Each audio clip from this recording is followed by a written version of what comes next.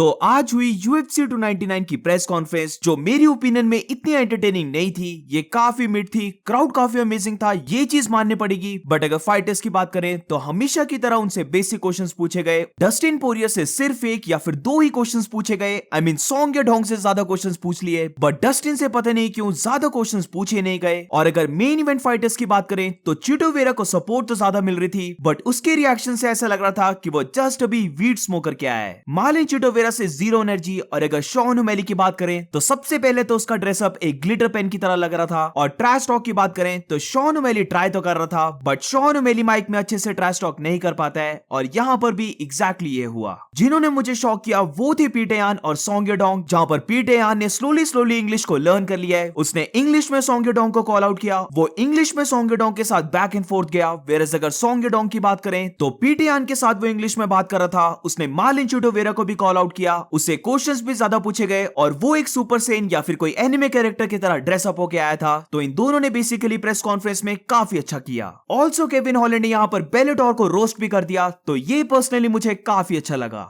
अब ये press conference काफी फ्लैट थी, तो इसीलिए इधर कोई ज्यादा हाईलाइटेड मोमेंट्स नहीं है। बट जो भी थी उनके बारे में अगर बात करें तो सबसे पहले तो जितना यूएफसी सोच रही थी कि शॉन ओमेली एक बहुत बड़ा स्टार है, वो इस प्रेस कॉन्फ्रेंस में पता चल गया कि वो इतना बड़ा स्टार नहीं है। यहाँ पर मेजॉरिटी ऑडियंस मार्लिन चिटो वेरा का सपोर्ट कर रही थी, जहां पर ये चीज मार्लिन वेरा ने भी अप्रिशिएट की जब फैंस उसे चीयर कर रहे थे। तो प्रेस कॉन्फ्रेंस स्टार्ट होती है और शॉन ओमेली से ये पूछा जाता है कि अगर वो इस फाइट को विन कर लेता है तो क्या फिर वो चिटो वेरा के साथ थर्ड फाइट करेगा। तो इसका बेसिकली शॉन ओमेली रिप्लाई देता है कि वो माइंड नहीं करेगा मार्लिन चिटो वेरा को 2 बार नॉकआउट करने का। यानी कि बेसिकली वो एक्सेप्ट कर रहा है कि वो थर्ड फाइट भी मार्लिन चिटो वेरा के साथ कर सकता है। अब अगर मार्लिन चिटो वेरा की बात करें तो कुछ ना कुछ चिटो वेरा से ऑफ दिख रहा था। वो इस प्रेस कॉन्फ्रेंस में काफी डल था, वो ज्यादा एनर्जी से बातें नहीं कर रहा था। और अगर हम ये प्रेस कॉन्फ्रेंस को कंपेयर करते हैं जो last year seasonal press conference हुई थी, तो वहां पर हम क्लियरली देख सकते थे कि मार्लिन चिटो वेरा बहुत ज्यादा वोकल था। वो शॉन ओमेली को कक बोल रहा था, वो शॉन ओमेली को एडम 22 बोल रहा था, क्योंकि सब जानते हैं कि शॉन ओमेली और इसके वाइफ का रिलेशन क्या है। बट यहां पर मार्लिन चिटो वेरा बहुत ज्यादा डल था।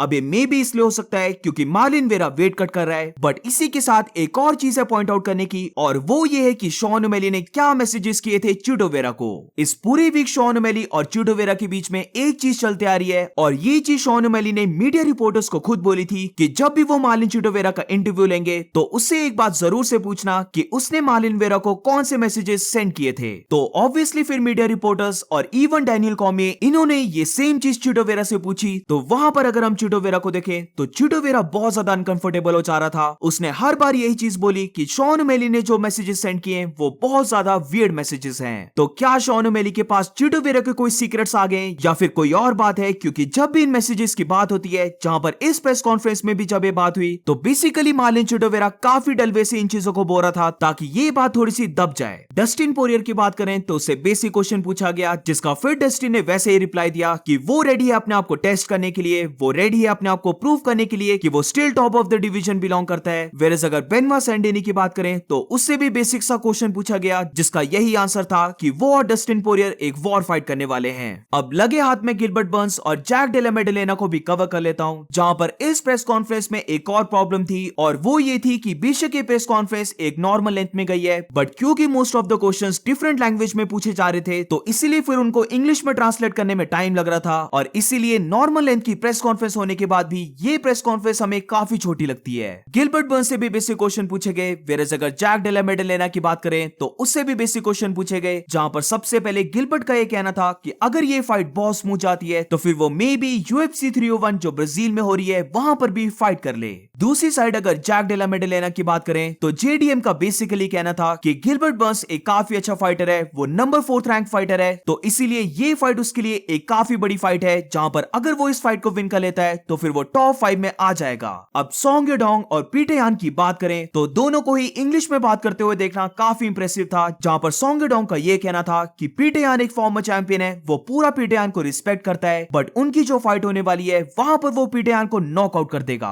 और इसका रिप्लाई देते हुए पीटे यान ने यह कहा कि वो सोंग यडोंग से एक बेटर बॉक्सर है, वो 7-0 अनडिफीटेड है बॉक्सिंग में और इस फाइट में वो सबको प्रूव कर देगा कि वो सोंग यडोंग से बेटर है, उसका लेवल बेटर है सोंग यडोंग से और वो सोंग यडोंग को स्मैश करने वाला है। अब इसके बाद माइकल पेज वेनम और केविन हॉलैंड की बात करें तो एमवीपी को काफी लोग बू कर रहे थे, जहां पर एमवीपी ने थोड़ी सी ट्राई की कि वो सारी ऑडियंस को अपनी साइड कर ले, जहां पर वो बेसिकली ये बोलता है कि ऑडियंस में बहुत ज्यादा एनर्जी है और फाइट के टाइम वो सेम एनर्जी शो करने वाला है और अब यूएफसी के पास न्यू एमवीपी आ चुका है। अब इसके बाद केविन हॉलैंड की बात करें तो केविन हॉलैंड ने बेलेटोर को रोस्ट कर दिया और हम डैना व्हाइट के फेस को देख सकते थे कि डैना व्हाइट बहुत ज्यादा कंट्रोल कर रहा है अपनी लाफ को छुपाने का, जहां पर ये सच में फनी था जब केविन हॉलैंड ये बोलता है कि सब जानते हैं कि दोनों में डिफरेंस क्या है और एक रीजन है जिसकी वजह से फैंस यूएफसी की फाइट्स के लिए पे करते हैं, ना कि बेलेटोर की फाइट्स के लिए। अब इसके बाद फिर से मेन इवेंट फाइटर्स के ऊपर आते हैं, जहां पर शॉन ओमेली से क्वेश्चन पूछा जाता है, बट उस पूरे क्वेश्चन को इग्नोर करते हुए शॉन ओमेली एकदम से चिल्ला पड़ता है, जहां पर वो चिटो वेरा के बारे में बोलता है कि वो चिटो वेरा को एक पिन्याटा की तरह बीट करने वाला है। पीटे यान सिर्फ एक फाइट दूर है यूएफसी से बाहर निकलने के लिए और बेनकल बॉक्सिंग ज्वाइन करने के लिए। वेरस अगर मिराब दिलेश्वरी की बात करें तो उसका नोज जो बाइडेन से भी बहुत बुरा है। डेफिनेटली शॉन ओमेली ने अपने माइंड में पिक्चर किया होगा कि जब वो चिल्लाकर ये लाइन बोलेगा तो ऑडियंस उसे चीयर करेगी, बट एक कंप्लीट ऑपोजिट हो गया क्योंकि जब वो ये चीज बोल रहा था तो ऑलमोस्ट हर कोई उसे बू कर रहा था। अब ये चिल्लाना यहीं पर नहीं रुकता है क्योंकि जब चिटो वेरा अपनी लैंग्वेज में कुछ बोल रहा होता है तो शॉन ओमेली पीछे से बहुत ज्यादा वियर्ड नॉइजेस निकाल रहा होता है और वो एक टाइम पर पूता मादरे बोलता है, बट ना तो फैंस इसके ऊपर ध्यान देते हैं और चिटो वेरा भी इस चीज को पूरा ही इग्नोर कर देता है। अब जैसे कि सोंग यडोंग ने मालिन चिटो वेरा को बीट कर रखा है तो इसीलिए सोंग यडोंग चिटो वेरा को कॉल आउट भी करता है, जहां पर वो चिटो वेरा को ये बोलता है कि वो प्लीज अपनी फाइट को जीत जाए, वो शॉन ओमेली को बीट करने के बाद उसको कॉल आउट करे, जिसका बेसिकली मालिन वेरा रिप्लाई देता है कि उसे फोकस करना चाहिए पीटे यान की फाइट में और वो कुछ और भी बोल रहा होता है, बट यहीं पर शॉन ओमेली दोनों को कट कर देता है और ये बोलता है कि चिटो वेरा उसे बीट ही नहीं कर पाएगा। तो ये कॉन्वर्सेशन यहीं पर एंड हो जाती है। तो यही थी पूरी press conference. I don't think so मैंने कोई पॉइंट मिस कर दिया क्योंकि ये प्रेस कॉन्फ्रेंस सच में बहुत फ्लैट थी। But anyways, what do you guys think about this press conference? और अगर तुम्हें वीडियो अच्छी लगी हो तो please make sure to like subscribe. मिलते हैं नेक्स्ट वीडियो में।